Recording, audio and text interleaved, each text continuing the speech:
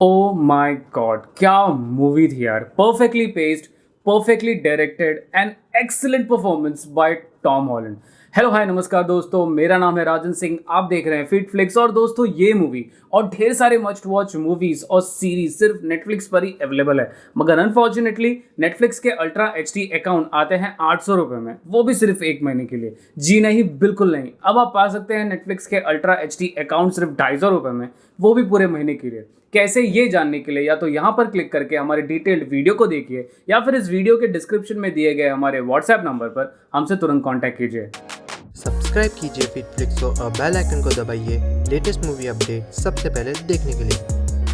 The devil all the time को direct किया है एंटोनियो कैंपोस ने, जिन्होंने इसका स्क्रीन प्ले भी लिखा है। एंड ट्रस्ट मी, इस मूवी का स्क्रीन प्ले एक नंबर था। क्यों? क्योंकि जब भी कोई डायरेक्टर एक ड्रामा मूवी बनाता है, स्पेशली क्राइम ड्रामा मूवी बनाता है, तो उनके सामने दो सबसे बड़े चैलेंजेस होते हैं। सबसे पहला ये कि मूवी इतनी स्लो पेस नहीं होनी चाहिए कि ऑडियंस बोर हो जाए देखते देखते, और इतनी फास्ट पेस्ड भी नहीं होनी चाहिए कि ऑडियंस को पसंद ना आए। और मेरे ख्याल से एंटोनियो कैंपोस ने, जिन्होंने इसका direction as well as screen play लिखा है, इन दोनों कॉम्बिनेशन की वजह से ये मूवी की screen play as well as direction भी एक नंबर लगती है। स्टोरी हमारी बेस्ड है बिटवीन 1940s एंड 1960s में, जहां पर पास्ट और प्रेजेंट में स्विच होकर मूवी हमें 4 परिवारों के बारे में बताती है। ये दिखाती है कि कैसे ये परिवार एक दूसरे से किस्मत से जुड़े हैं। ये दिखाती है कि कैसे इन लोगों की छोटी सी छोटी हरकतें कैसे इन लोगों की किस्मत एक दूसरे से जोड़ देती है। मूवी क्राइम ड्रामा है और इंसानियत के 3 नजरियों पर फोकस करती है। पहला ईवल यानी कि शैतानियत, कि कैसे हमारे इवल डिजायर्स दूसरों को और हमको नुकसान पहुंचाते हैं। दूसरा धर्म,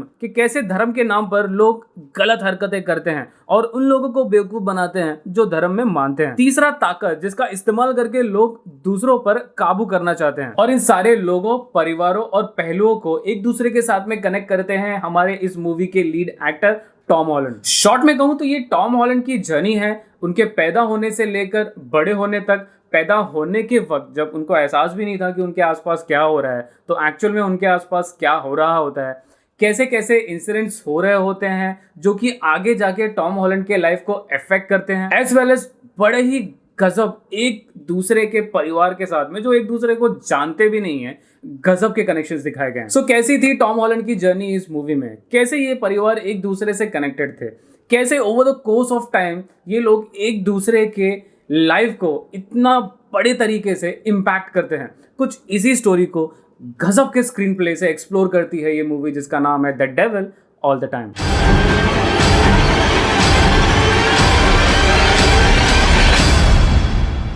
Not because I want to.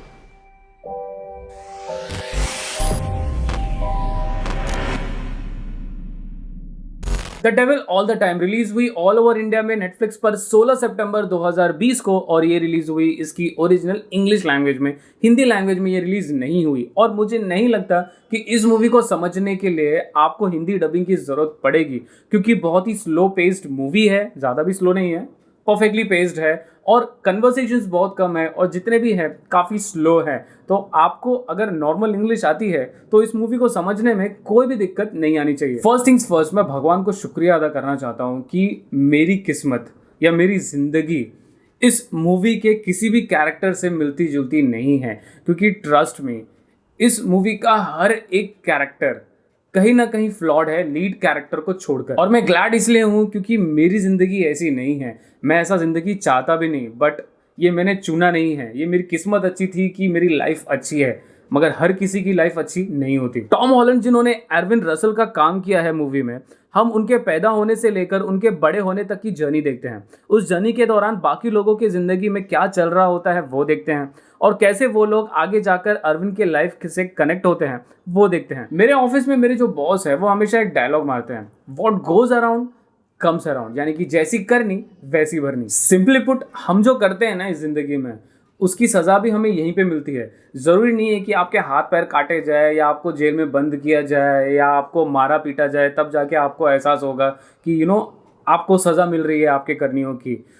छोटी छोटी चीज़ों में लाइफ कहीं ना कहीं आपको पनिश करती है। और ये जो फैक्ट होता है कि ये पिछले जन्म के पाप है, पिछले जन्म में मैंने कुछ गलत किया होगा, उसकी सज़ा मिल रही है, ऐसा बिल्कुल नहीं है। आपने इसी जन्म में कुछ गलत किया है, शायद से आपको पता भी नहीं है, और उसी की सज़ा आपको इस जन्म में मिल रही है। हाँ, मैं ऐसा भी नहीं कह रहा कि अगर किसी ने कुछ गलत नहीं किया है तो भी अगर उसके साथ में कुछ गलत होता है तो ज़रूर उसने कुछ गलत किया होगा, बस उसे याद नहीं होगा।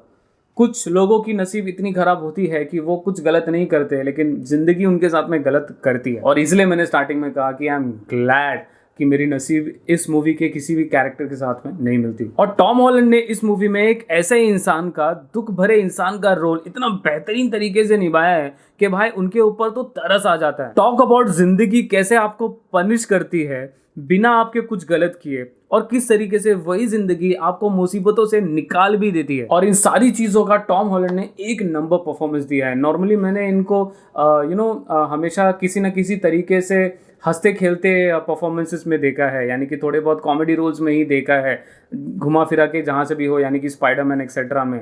बट पहली बार मैंने इनको एक सीरियस रोल में देखा है, एंड सीरियसली कहूँ इनकी परफॉर्मेंस मुझे बहुत इंप्रेस कर गई। मूवी 2 घंटा 18 मिनट की है और एक ड्रामा मूवी है, काफ़ी लंबी है, बट मूवी की स्क्रीन प्ले इतनी ज़बरदस्त है कि कहीं पर भी आपको बोर नहीं करती। और इसका क्रेडिट इस मूवी के डायरेक्टर को जाता है जिन्होंने स्क्रीन प्ले भी लिखा है, एंड मेरे ख्याल से इसी कॉम्बिनेशन की वजह से ये मूवी हमें इतनी पसंद आती है। बेहतरीन स्क्रीन प्ले के अलावा इस मूवी के जितने भी लोकेशन थे, shooting locations, as well as इस मूवी का जो कलर इफेक्ट है वो मुझे काफ़ी बैलेंस लगा। ना तो ज़्यादा कलरफुल था और ना ही कम कलरफुल था। I mean like perfectly coloured था, परफेक्ट सिनेमाटोग्राफी थी इस मूवी की, एज कंसिडर्ड कि ये मूवी 1940s और 1960s के बीच की स्टोरी हमें दिखाती है। सो जैसा कि मैं हमेशा कहता हूँ कि अगर आप एक इमोशनल बंदे हैं, अगर आपको ड्रामा मूवीज पसंद है, इमोशंस फील करते हैं आप, इमोशंस फील मूवी देखते देखते इमोशंस फील करते करते रो देते हैं आप, तो ये मूवी डेफिनेटली आपके लिए है। क्योंकि बहुत जगह पर ये मूवी आपके आंखों में आंसू ला देगी और कहीं ना कहीं बहुत जगहों पर आपको